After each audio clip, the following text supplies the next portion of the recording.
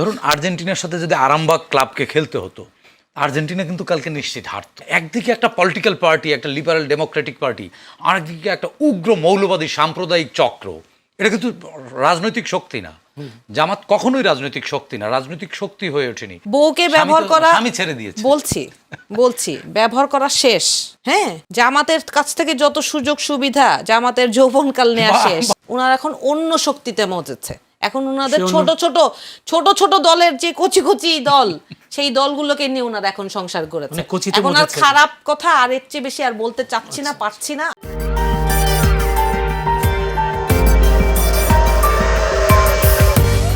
এখন রাজনীতিটা চলছে কেমনে জানেন? যেমন বিএনপি, জামাত বা এনসিপি, এদের সাথে যে পার্লামেন্টে ক্ষমতাসীন দল এবং অপোজিশনের রাজনীতিটা কেমন জানেন? গতকালকে আর্জেন্টিনার খেলা দেখছেন না? আর এর সাথে তো খেলেছে হচ্ছে ইজিপ্ট।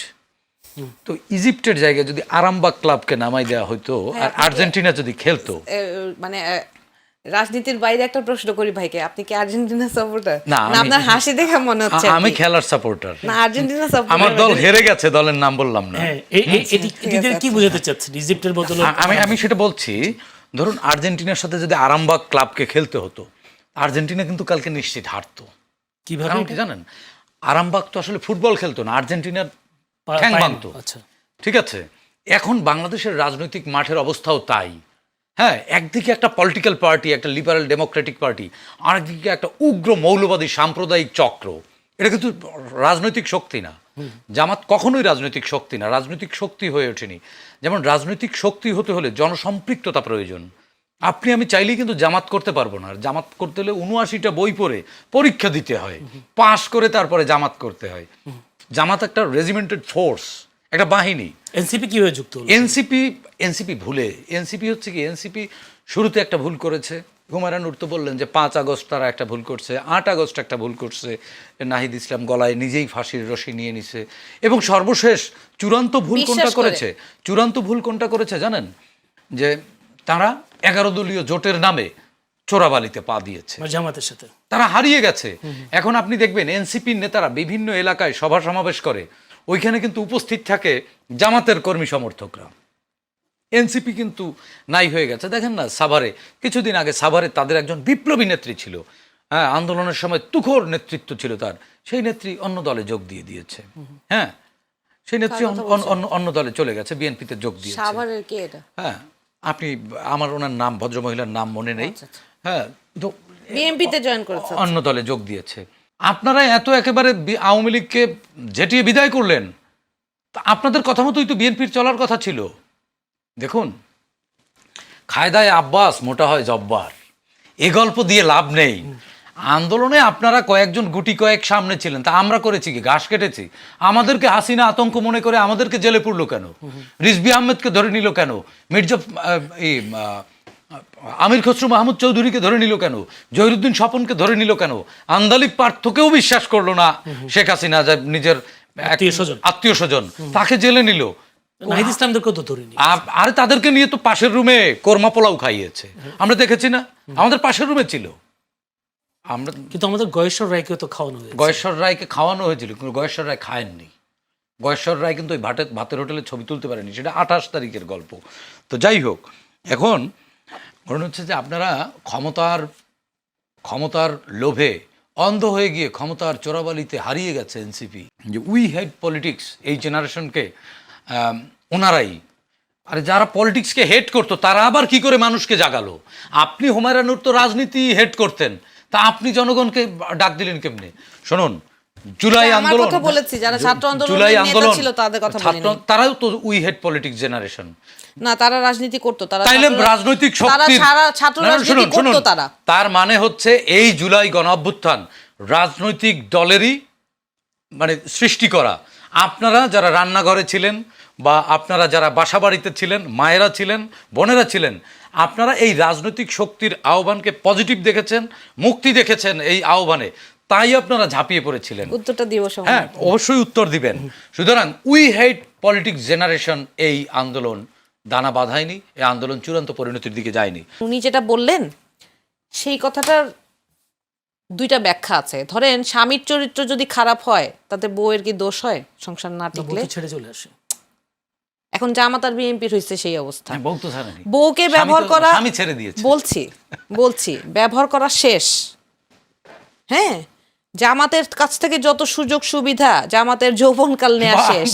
হ্যাঁ, এখন ওনারা এখন অন্য শক্তিতে মজেছে। এখন ওনাদের ছোট ছোট দলের যে কচি কচি দল, সেই দলগুলোকে নিয়ে ওনারা এখন সংসার করেছে। এখন আর খারাপ কথা আর এর চেয়ে বেশি আর বলতে চাচ্ছি না, পারছি না, আসলেই পারছি না, আর এর চেয়ে বেশি বলতে পারছি না। যেই দলগুলোকে ওনারা আগে তো জামাতের তাও একটা জামাত ইসলাম দল ছিল, ওনারা এখন অন্য দলগুলোর সর্বোচ্চ নেতাদেরকে নিজেদের দলে মানে নিজ দলীয় পরিচয় পর্যন্ত তারা দিতে পারে না। এখন বিএনপির পরিচয় দিয়ে তাদের রাজনীতি করতে হয়। এর চেয়ে লজ্জাজনক আর কিছু হতে পারে? এই অভ্যুত্থান কোনো সংবিধান মেনে হয় নাই, কোনো আইন মেনে হয় নাই। তো আমি আইনজীবী হিসেবে এই সংবিধানকে সমুন্নত রাখার কথা বলতেও পারবো না। রাষ্ট্র তো আইন এবং কাঠামো মেনেই চলছে। সেই আইন আপনাকে তৈরি করার, নতুন করে রাষ্ট্রীয় যেই কাঠামোর মধ্যে যেই ফ্যাসিবাদী কাঠামোতে পরিণত করা হয়েছে, সেই কাঠামোগত পরিবর্তন করার সুযোগ এই গণঅভ্যুত্থান আপনাকে দিয়েছিল। কিন্তু সেটি তো জাতীয় সরকার, জাতীয় সরকার গঠন করার মতো আপনি তখন ধরেন আমি না ছাত্র রাজনীতি করতাম, আমি করতাম না, আমার দলের যে নেতারা তারা করতো। আমি তো উই হেট জেনারেশন পলিটিক্সের, উই হেট পলিটিক্স জেনারেশনের মানুষ। কিন্তু এই যে ছাত্ররা গণ অভ্যুত্থানের নেতৃত্ব দিয়েছে, তারা ফ্যাসিবাদ বিরোধী আন্দোলনে সম্পৃক্ত ছিল। এই ডক্টর ইউনূসী কিন্তু জাতিসংঘে বলেছিলেন, এই ছাত্ররাই আমার নিয়োগকর্তা। দুই ধারে দুইজন, হ্যাঁ, দুই ধারে রুই এবং কাতলা নিয়ে বলেছিলেন যে এরা আমার নিয়োগকর্তা। তাহলে তো উনি আমাদের সংস্কারের এজেন্ডা বাস্তবায়ন করতে আঙ্গুর ফল টক হয়ে গেল এত তাড়াতাড়ি। ওই যে লন্ডনে গিয়ে সেটআপ হয়ে গেছে। কোথায় লন্ডনে গিয়ে সেটআপ হয়েছে? বললেন লন্ডনে গিয়ে সেটআপ। এটা আমি বলিনি তো, আরে ভাই, প্রতিমন্ত্রী শাহ আলম একটা সাহেব মানুষ, বলেছেন। আপনি সকল রাজনৈতিক দলের প্রধানদের সাথে ইউনূস সাহেব ধারাবাহিক মিটিং করেছেন না? ওই সময়ের যিনি বিএনপির প্রধান ছিলেন, তিনি তো দেশে আসতে পারছিলেন না, তার সাথে মিটিংটা কিভাবে করবেন? এজন্য সশরীরে তিনি গিয়েছেন। এখন ট্রফি তুলে দিয়েছে না, উনি বলছেন যে ট্রফি তুলে দিয়েছে। আর তার মানে কি, ট্রফি তুলে দেওয়ার আগে ট্রফি আপনাদের হাতে ছিল, সেই ট্রফি হাতছাড়া হয়েছে বলে আজকে এত জ্বলছে এবং করছে না। জনগণ আপনাদেরকে জনগণ না, কিসের জনগণ? আপনি আমরা সংস্কারের বিষয়ে জনগণের প্রতিনিধিত্ব করছি। এনসিপি কে কোনো ম্যান্ডেট দেয়নি জনগণ। জনগণ ছাত্র জনতাকে, ছাত্র জনতার মধ্যে শুনুন, যখন হাতে তুলে দিয়ে এসেছে তখনও এনসিপি রাজনৈতিক দল ছিল। শুনুন, ছাত্র এবং জনতার সংজ্ঞা শিখবেন। যারা পড়াশোনা করে সবাই ছাত্র। ছাত্র দল সবচেয়ে বড় স্টেক হোল্ডার, 240 জন তাদের ডেজিগনেটেড লিডার। স্টেক হোল্ডার যে তাদের পড়াশোনা চুলদারি পেয়ে গেল শেষ হচ্ছে না। আমি দুঃখিত। শিক্ষার কোনো বয়স আছে? শুনুন, আপনি তো নিজেও একটু আগে বললেন ব্রেকে, আপনি তো এখনো পড়াশোনা করছেন না? সবাই করতে হয়। তাহলে পড়াশোনা, শিক্ষার মৃত্যু পর্যন্ত পড়ালেখা করতে হয়। তাহলে ডাক্তারদেরও তো মৃত্যু পর্যন্ত পড়তে হয়। এখন যদি বিশ্ববিদ্যালয়ে পিএইচডি 5টা বিষয় পিএইচডি করে কেউ, কিন্তু একাডেমিক পড়াশোনা শেষ হয়। এটাও তো একাডেমিক পড়াশোনা। দেখুন, ওনারা খেই হারিয়েছেন কোন জায়গায়? 71 প্রশ্নে অমীমাংসিত একটি রাজনৈতিক শক্তি বলছেন, আমি বলছি একটি রাজনৈতিক এনজিওর সাথে ওনারা গেছেন 24 দিয়ে 71কে ঢেকে দেওয়ার জন্য। ওনাদের সোনালী অর্জন, ওনাদের এতদিন ছিলেন, হায় আল্লাহ, আরে ভাই, ওনাদের সোনালী অর্জনকে 71-এর কলঙ্ক দিয়ে, কালিমা দিয়ে ঢেকে দিয়ে ওনাদের সেই সম্ভাবনাকে মেলাইন করে দিয়েছে। আচ্ছা, আমাদের বিষয়ে আমাদেরকে এত কটাক্ষ করে, এই যে 24টা বছর না, আপনাদেরকে বের হওয়ার কথা বলছি। বাংলাদেশে রাজনীতি করতে দেয়ার লাইসেন্স দিয়েছে বিএনপি। জামাতের গাড়িতে মন্ত্রিত্বের পতাকা তুলে দিয়েছে বিএনপি। আজকে আপনারা জামাত ভালো না, আপনারা এককভাবে ক্ষমতা গ্রহণ করেছেন। আপনারা ছোট ছোট দলকে সাথে নিয়ে, ছোট দলকে গিলে ফেলে জামাতকে আলাদা করে সাইডে রেখে পকেটেই রাখছে। বাট সাইড পকেটে রাখছে। হ্যাঁ, জামাত আমাদেরকে যদি গিলতে পারতো, হ্যাঁ, পরগাছা হয়ে এসে মূলগাছ দেউলিয়া। গিলতে পারতো, তাই এনসিপি যদি মূলগাছ হয়, জামাত তো পরগাছা হয়ে দেউলিয়া হয়ে গেছে। 71 বিষয়ে যেই আইন প্রণীত হয়েছে, সেখানে আমরা জামাতের নোট অফ ডিসেন্ট থাকা সত্ত্বেও আমরা কিন্তু সেটার পক্ষে রায় দিতাম না। আমরা 71 সম্পর্কে আমরা একেবারেই স্পষ্ট। মানে মিষ্টি ভালো, মিষ্টির ঝোল ভালো না। আমরা 71 মিষ্টি ভালো, মিষ্টির ঝোল ভালো না। আরে ভাই, জামাতের 71 অংশটুকু খারাপ, কিন্তু জামাত দল হিসেবে ভালো। আপনারাই তো বলেছেন মিষ্টি যদি পছন্দ করেন, মিষ্টির ঝোল সহ পছন্দ করতে হবে। প্লিজ শুনেন, সারাটা জীবন শুনছি, মানে ধরেন আমার বয়স যত, ওনাদের সাথে আর অল্প কয়টা বয়স, বুদ্ধি হওয়ার বয়স যত, আর তার সাথে কিছু যোগ করলে উনাদের জামাতের সাথে সংসার তত।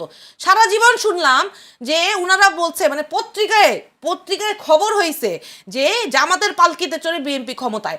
উনাদের মুখ দিয়ে, উনাদের নেতাদের মুখ দিয়ে 2 দিন আগেও যখন শোনা যেত যে জামাত আগের সেই 71-এর দল নাই, এখন উনারা অন্য বলে দল হয়ে গেছে। হ্যাঁ।